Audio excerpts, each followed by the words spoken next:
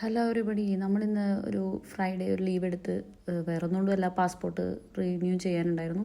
അപ്പോൾ ബെൽഫാസ്റ്റിൽ സ്ലോട്ട് കിട്ടി. അപ്പോൾ അങ്ങനെ ബെൽഫാസ്റ്റിലേക്ക് പോയി. ബെൽഫാസ്റ്റിൽ പോയാൽ നമ്മൾ ആന്ധ്രാഭവനിൽ പോയിരിക്കും. അതാണ്. അപ്പോൾ ഞങ്ങൾ ആന്ധ്രാഭവൻ റെസ്റ്റോറൻറ്റ് തപ്പി അങ്ങനെ ആന്ധ്രാഭവൻ റെസ്റ്റോറൻറ്റിലെത്തി. പലപ്പോഴും ആന്ധ്രാഭവനിൽ പോകുന്നതിൻ്റെ ഒരു പ്രധാന റീസൺ എന്ന് പറഞ്ഞാൽ നമ്മൾ കുറേ കാലം ബാംഗ്ലൂരായിരുന്നു. അപ്പോൾ ബാംഗ്ലൂരിൽ നിൽക്കുമ്പോൾ പല തവണയായിട്ട് ആന്ധ്ര ഫുഡ് കഴിക്കുന്നൊരു ശീലം എനിക്കുണ്ടായിരുന്നു. ഞങ്ങൾക്ക് പല പല റെസ്റ്റോറൻറ്റ്സ് പോയി ട്രൈ ചെയ്യുന്ന പരിപാടി ഉണ്ടായിരുന്നു.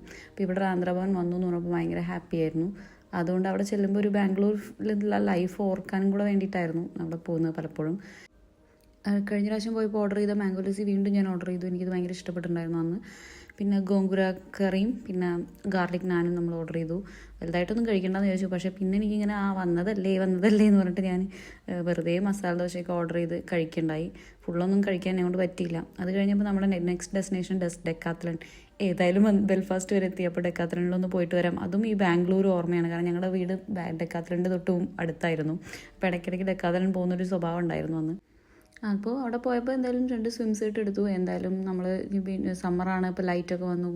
അപ്പോൾ സ്വിം സ്യൂട്ടും എടുത്ത് തിരിച്ചു പോരുകയാണ്. ഭയങ്കര ലൈറ്റ് കണ്ടോ, നമ്മൾ സമ്മർ തുടങ്ങിയതാണ്. ഇപ്പോൾ 6 മണിയൊക്കെ ആയിട്ടുണ്ട് ഏറെക്കുറെ. അപ്പോൾ ബൈ.